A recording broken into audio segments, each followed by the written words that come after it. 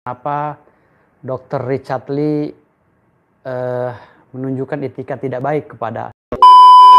Terima kasih sudah klik video ini. Tapi jangan lupa guys, klik tombol subscribe karena subscribe itu gratis. Dengan subscribe kamu support channel ini terus untuk upload hampir setiap hari. Ingat, subscribe itu gratis, gak ada ruginya kamu klik tombol subscribe guys. Selamat menonton, enjoy. Video yang sedang viral yang dia upload dengan oleh Dr. Richard Lee. Dr. Richard Lee yang masalah kemarin ya, masalah si Habib Jindan Al-Habsyi. Jadi sangat saya sayangkan ya, sangat gue sayangkan kenapa Dr. Richard Lee menunjukkan etika tidak baik kepada kita gitu loh. Padahal video tersebut itu dalam perjanjian kami dengan Dr. Richard Lee tidak boleh diunggah karena itu berbicara tentang pengetesan yang memang belum ada kesiapan kita untuk mengetes itu gitu loh. Nah, kebetulan juga Habib Jindan Al-Habsyi juga kan memang orangnya takut dengan jarum suntik dari dulu. Dengan pelor dia nggak takut, dengan peluru nggak takut, dengan apapun nggak takut, tapi dengan itu dia takut gitu.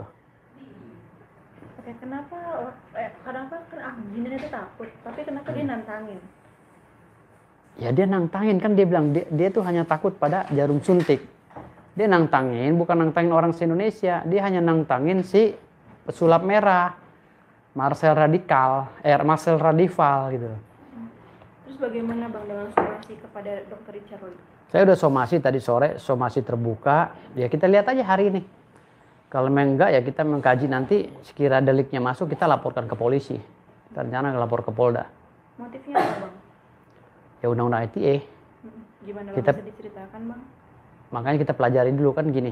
Pada saat itu kan kami diundang oleh si Dr. Richard Lee official untuk wawancara dengan Dr. Richard Lee. Lalu pada saat itu Dr. Richard Lee bilang dari ofisialnya mengirimkan pertanyaan-pertanyaan lah ya. Saya bilang pertanyaannya mana dulu, kan saya selalu begitu, pertanyaannya apa dulu.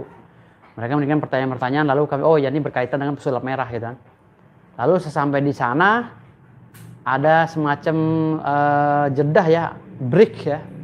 Ada semacam waktu untuk break. Itu diisi oleh Dr. Richard Lee dan kami itu untuk lucu-lucuan lah gitu, untuk lucu-lucuan, untuk melakukan pengetesan, namanya kekeluargaan kan dia dengan narasi-narasi Dr. Richard Lee yang santun ya kan.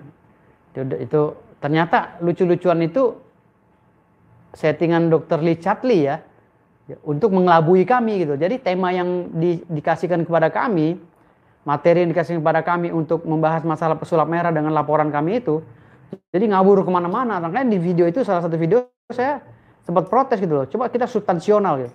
Apa yang kita bahas sekarang ini, jangan sampai ngelantur kemana-mana. Tapi kan Dr. Richard Lee terus. Di dalam perjanjian kan saya bilang, Pak Dokter tolong nih jangan di-upload ya, karena menyangkut nama baik klien saya gitu. Nah, iya nggak apa-apa, nggak masalah, nanti diedit oleh tim official saya, kata dia gitu kan. Videonya kami ada, buktinya ada. Dia bicara begitu juga ada videonya. Nah ternyata kok malah yang viral itu gitu loh. Jadi wawancara saya dengan Dr. Richard Lee tentang polemiknya klien kami ya, organisasi dukun dengan si pesulap merah, jadi nggak ditayangkan begitu signifikan gitu loh.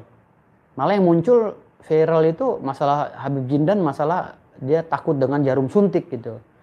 Memang Habib Jindan dari kecil kan takut dengan jarum suntik. Kalau untuk yang lainnya dia boleh dites kan gitu. Oke Bang. Abang sudah somasi ya berarti ya? Sudah somasi terbuka tadi siang jam tanggal 17 jam 2 siang kalau nggak salah. Jam 2 siang saya share ke officialnya video somasi saya itu. Sejauh ini ada tanggapan nggak Bang? Mereka baca aja sih, mereka baca tapi mereka cuekin, nggak masalah. Karena kami kan sifatnya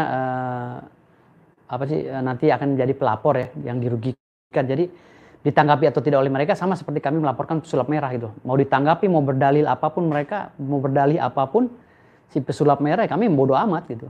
Yang jelas prosesnya sudah masuk P1 sampai P2. Kami nggak permasalahkan itu. Oke Bang, mungkin saya minta bukti-bukti konkret pelaporan pesulap merah. Untuk pesulap merah kami laporkan dengan Undang-Undang ITE. Undang-Undang ITE, dugaan pelanggaran Undang-Undang ITE pasal 28 ayat 2, junto pasal 45A.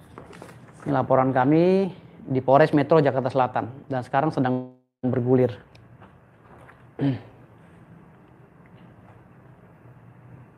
Oke Bang, boleh dijelaskan kembali Bang mungkin dasar melaporkannya apa aja Bang? Dasar melapornya adalah screenshotan pesulap merah di akun Instagram dan Facebooknya.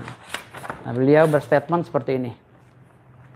Jadi dengan narasi sesat ya, menurut kami narasi sesat yang menyatakan secara general bahwa dukun itu adalah cabul dan penipu. Itu, ini narasi sesat yang dilakukan oleh dia. Ini sebagian kecil ya screenshot yang kami ambil. Karena tempos deliktinya itu pada saat itu, itulah yang kami ambil. Jadi setelah itu dia melakukan klarifikasi, dia berdalih bahwa kalimat itu bukan untuk dukun keseluruhan atau itu udah terlambat. Karena kita udah lakukan pelaporan gitu. Dia konsultasi kemanapun kami nggak ngaruh gitu.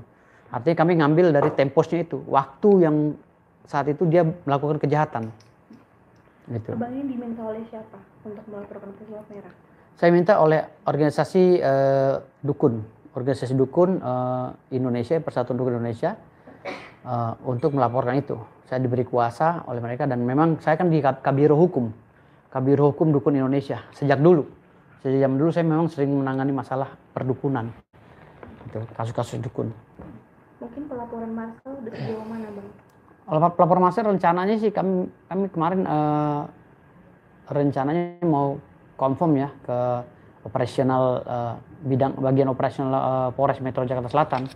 Kami menanyakan sudah sejauh mana laporan kami gitu. Apakah sudah keluar sprindik atau apa gitu. Kita mau tahu juga gitu nantinya. Kita mau tahu melalui administrasi hukum sudah sejauh mana gitu. Oke Bang, terus mengenai Gus Samsudin, katanya Gus Samsudin juga ikut dilaporkan. Gus Samsudin juga rencana kita mau laporkan karena ada beberapa orang yang melapor ke saya juga bahwa dia juga merasa dirugikan ya. Tetapi sejauh ini kami analisa deliknya belum masuk, belum ada delik yang mengena ya, khususnya delik pidana itu belum ada untuk Gus Samsudin. Emang ini melaporkannya dengan maksudnya kasusnya apa nih Bang? Apakah dia merasa tertipu dengan Gus Samsudin atau gimana? Ya mungkin seperti itu gitu loh, dugaan penipuan dan ya mungkin penggelapan uang juga seperti itu, tapi kan tidak masuk. Setelah kami kaji, Gus Samsudin ya tidak bisa dikategorikan menipu dan penggelapan uang gitu. Kata Abang ada 3 orang, emang ketiganya itu sama dengan kasus yang sama apa berbeda-beda? 3 orang mana? Ketiga orang korban yang akan melaporkan Gus Samsudin. Ya sama aja, sama kasusnya karena mereka kecewa berobat di situ misalnya gitu. Mengeluarkan uang yang besar ya, saya bilang nggak bisa kalau kamu udah akad berdua ya mana bisa dituntut gitu. Jadi deliknya belum masuk. Tapi katanya di Jawa Timur sana ada orang yang sudah melaporkan Gus Samsudin. Iya, di Jawa Timur itu kalau untuk lapor Gus Samsudin tidak, tapi tadi siang Persatuan Dukun Indonesia melaporkan kembali si pesulap merah. Ya, si Marcel Radival ini dilaporkan kembali oleh Persatuan Dukun Indonesia di Jawa Timur, perwakilan Jawa Timur. Itu dengan pasal yang berbeda. Di situ Dumas ya. Bukannya STTLP yang keluar tapi Dumas. Biasa kalau di Bali dan Polda Jawa Timur kan biasa keluarnya Dumas dulu. Dumas itu apa Bang? Pengaduan masyarakat. Jadi orang datang ke sana dianggapnya bukan laporan dulu. Dumas masih dalam tahap penyelidikan. Ketika deliknya masuk jadi naik ke tahap pembuatan surat laporan gitu. Terus Bang rencana ke depannya nih setelah laporan kan ini kan belum diperiksa ya Bang ya pesulap merah. Mungkin rencana Abang apa lagi selanjutnya? Kalau diperiksa pesulap merah sih saya rasa jauh ya, masih jauh. Karena sekarang ini kan saksi-saksi pelapor juga belum dipanggil kan gitu. Rencananya itu yang saya bilang tadi saya mau mempertanyakan bagian operasional Polres Metro Jakarta Selatan sudah sejauh mana surat kami itu gitu loh. Apakah sudah ada surat pemanggilan untuk para saksi-saksi gitu. Setelah saksi-saksi kami 2 orang ini dipanggil untuk diperiksa, mungkin setelah itu baru pesulap merah dipanggil. Ya sekitar 2 minggu inilah. Mudah-mudahan 2 minggu, seminggu 2 minggu ini akan bergulir. Saksi-saksi ini siapa aja Bang? Saksi-saksi ini ya dari dukun itu sendiri. Siapa aja Bang, boleh disebutin Bang? Dari kawan-kawan dukun itu sendiri. Saksi-saksinya kemarin disebutkan di sini. Ada saudara Dika Ramadan, Raden Raka, KGPH Eko Gunarto. Itu saksi Saksi dari dukun-dukun itu ya. Dukun itu sendiri. Ya. Mengenai Dokter Richard Lee, Abang mengharapkan apa dari Dokter Richard Lee setelah somasi? Ya kita lihat klarifikasi dia gitu loh. Kenapa dia menayangkan video yang harusnya tidak ditayangkan gitu loh. Kenapa pembahasan tentang pesulap merah yang pada saat itu kita sepakati kenapa tidak ditayangin gitu loh. Kenapa yang ditayangin malah aib ya, menurut saya aib dari Persatuan Dukun. Ini merugikan secara materi maupun imaterial. Oke Bang, Abang udah sempat berkomunikasi secara pribadi melalui WhatsApp atau bagaimana Bang? Sudah dengan ofisialnya udah. Karena saya nggak tahu nomor Richard Lee. Tanggapannya gimana dari officialnya? Dibaca aja. Dibaca aja? Iya, WhatsApp saya dibaca aja. Jadi kami juga nggak mau pusing gitu. Kami ini pidana bukan perdata, jadi kami laporin aja gitu. Kalau besok kajian hukum dari law firm saya, ini rekan-rekan kami ini bilang, kalau menurut saya masuk gitu kan. Tapi kalau kata rekan-rekan saya belum masuk ya kami lihat nanti. Oke Bang, mungkin masalah ini pro dan kontra ya Bang. Tanggapan Abang gimana nih? Tanggapan saya tentang berita pro dan kontra ini, kan banyak yang mengatakan bahwa kenapa harus dibawa ke jalur hukum. Ya itulah buktinya modernisasi dukun Indonesia kan, bukan seperti dukun-dukun yang dianggap oleh masyarakat kebanyakan seperti yang ada di isi otaknya si Marcel radikal itu gitu. Jadi dukun itu tidak melulu konotasinya negatif gitu di pandangan masyarakat. Makanya saya merubah paradigma itu gitu. Dukun-dukun ini ya kalau ada orang melanggar hukum terkait dengan kegiatan mereka ya asal deliknya ada kita laporkan secara profesional gitu. Jadi bukan lagi dukun zaman dulu gitu, kesel dikit santet, nggak ada gitu. Jadi kalau salah nyantet ya urusan dia di belakang lah, karena kan itu kan ilmu metafisika gitu. Makanya saya sangat sayangkan sekali gitu kepada saudara Marcel. Dia ini di mana kakinya berpijak, dia ini bagaikan mayat gentayangan. Dia tidak mempunyai alas hak ya. Awalnya saya tahu Marcel ini nggak punya legalitas untuk berbicara masalah ilmu metafisika, ya kan, ilmu ontologi, ilmu filsafat, ya kan, atau untuk berbicara masalah kewenangannya sebagai orang-orang yang mengawasi dukun itu nggak ada sama sekali gitu.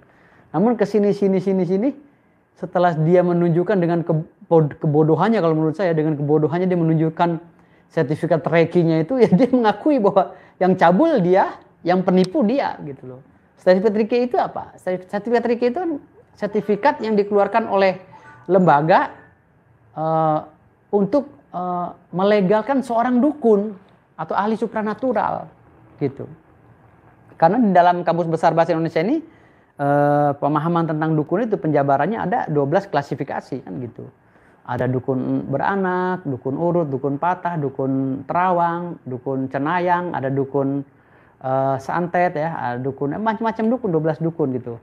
Di sini juga termasuk